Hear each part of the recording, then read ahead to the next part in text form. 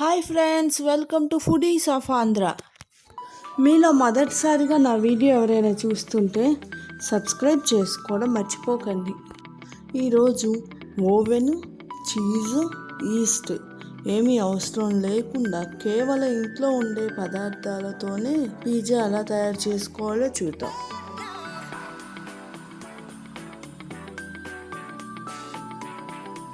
ముందుగా ఒక బౌల్లో అరకప్పు ప్లస్ 2 టేబుల్ స్పూన్ల మైదా పిండి తీసుకోవాలి. గ్రాముల్లో అయితే 60 గ్రాములు తీసుకోవాలి. ఇందులో ఉప్పు, స్పూన్ పంచదార, పావు టీ స్పూన్ బేకింగ్ సోడా, పావు teaspoon baking powder, 1 teaspoon నెయ్యి, 3 టేబుల్ స్పూన్ల పెరుగు బాగా కలుపుకోవాలి. అవసరమైతే 1 టేబుల్ స్పూన్ నీళ్లు వేసుకొని 7-8 నిమిషాలు బాగా కలుపుకోవాలి. కనీసం 7-8 నిమిషాలు బాగా రబ్ చేస్తూ ఒత్తుకోవాలి. పిండి ముద్దను నేను వీడియోలో చూపిస్తున్నట్లుగా బాగా ఒత్తుకోవాలి. చూడండి, బాగా సాఫ్ట్గా అయిపోయింది. ఇప్పుడు ఒక మూత పెట్టుకొని 1 గంట సేపు నానబెట్టుకోవాలి. ఇప్పుడు వైట్ సాస్ కోసం ఒక పాన్ తీసుకొని అందులో 1 టేబుల్ స్పూన్ నెయ్యి వేసుకోవాలి. నేను నెయ్యి వేసుకుంటున్నా, మీ దగ్గర ఆయిల్ ఉన్నా వేసుకోవచ్చు.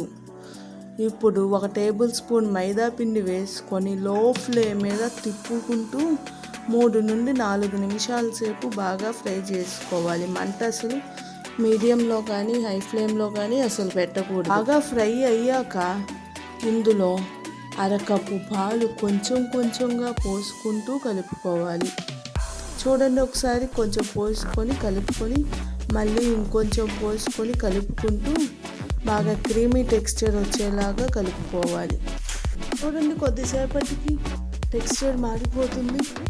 ఇప్పుడు మనకి వైట్ సాస్ రెడీ అయిపోయింది. ఇందులో సరిపడినంత ఉప్పు ఒకసారి టేస్ట్ చేసుకొని చూసుకొని వేసుకోండి. అంతేనండి, వైట్ సాస్ రెడీ అయిపోయింది. ఇది వేరే బౌల్లోకి తీసుకొని పక్కన పెట్టుకోవాలి. ఇప్పుడు రెడ్ సాస్ కోసం ఇంకొక పాన్ తీసుకొని అందులో 3 వెల్లుల్లిపాయ గబ్బాలు, 1 ఇంచు అల్లం తరుగు, ఇందులో 1 ఉల్లిపాయ తరుగు, 2 టమాటాలు తరిగినవి వేసుకొని అరకప్పు నీళ్లు పోసుకొని బాయిల్ చేసుకోవాలి. ఇవి బాయిల్ అయిన తర్వాత ఒక మిక్సీ జార్లో వేసుకొని మెత్తగా పేస్ట్ లాగా గ్రైండ్ చేసుకోవాలి. ఇప్పుడు స్టవ్ ఆన్ చేసుకొని ఒక పాన్ పెట్టుకొని అందులో 1 టేబుల్ స్పూన్ ఆయిల్, మనం ముందుగా గ్రైండ్ చేసుకొని పెట్టుకున్న tomato paste 1 tablespoon, 1 teaspoon Kashmiri red chilli powder.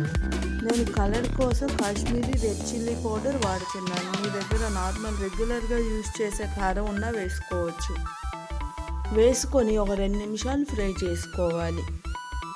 Fry అయిన తరువాత ఇందులో మనం ముందుగా గ్రైండ్ చేసి పెట్టుకున్న టమాటా పేస్ట్ మొత్తం వేసుకొని పచ్చివాసన పోయేంత వరకు ఫ్రై చేసుకోవాలి.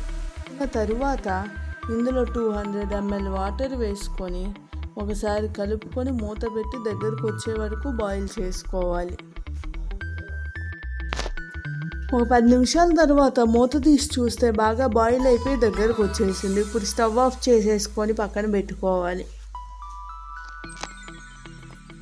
ఇప్పుడు స్టవ్ ఆన్ చేసుకొని ఒక కడాయి పెట్టుకొని అందులో 200 గ్రామ్స్ సాల్ట్ వేసుకోవాలి. ఇందులో స్టాండ్ ఒకటి పెట్టుకొని మూత పెట్టుకొని మీడియం ఫ్లేమ్ మీద ఒక 10 నిమిషాలు ప్రీహీట్ చేసుకోవాలి. మనం ముందుగా నానబెట్టుకున్న మైదా పిండిని ఇప్పుడు తీసుకొని ఇంకొక 10 నుండి 15 సెకండ్ల పాటు ఒకసారి ఒత్తుకోవాలి.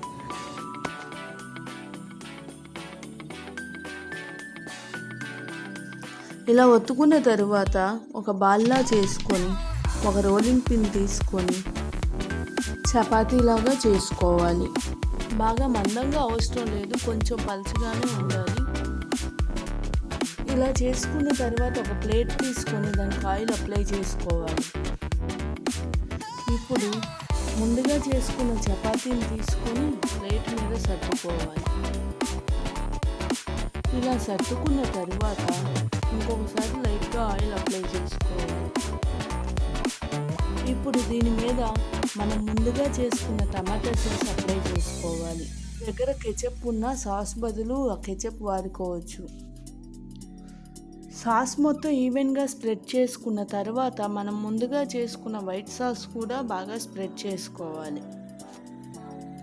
ఇలా వైట్ సాస్ కూడా గ్యాప్స్ లేకుండా బాగా స్ప్రెడ్ చేసుకున్న తర్వాత స్వీట్ కార్న్, టమాటో, ఉల్లిపాయ, క్యాప్సికమ్తో గార్నిష్ చేసుకుంటున్నాను. మీరు ఈ ప్లేస్లో ఏ కూరగాయలు ఉన్నా వాడుకోవచ్చు. ఇలా గార్నిష్ చేసుకున్న తర్వాత నా దగ్గర కొంచెం వైట్ సాస్ మిగిలింది, అది కూడా అప్లై చేసేసుకుంటున్నాను.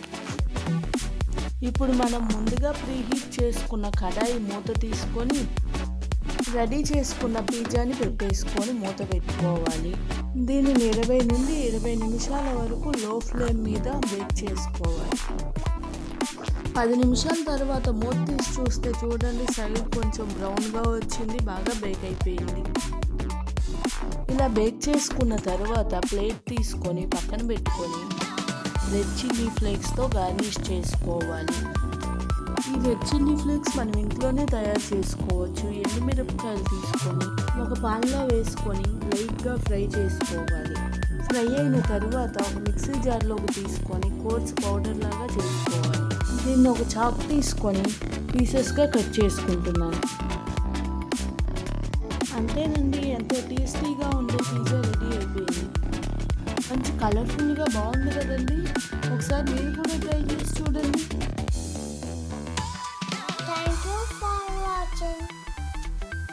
మీకు ఈ వీడియో నచ్చితే లైక్ చేయండి, షేర్ చేయండి, అలాగే సబ్స్క్రైబ్ చేయండి. బెల్ ఐకాన్ క్లిక్ చేయడం వల్ల నేను ఏ వీడియో పెట్టినా మీకు వెంటనే నోటిఫికేషన్ వస్తుంది.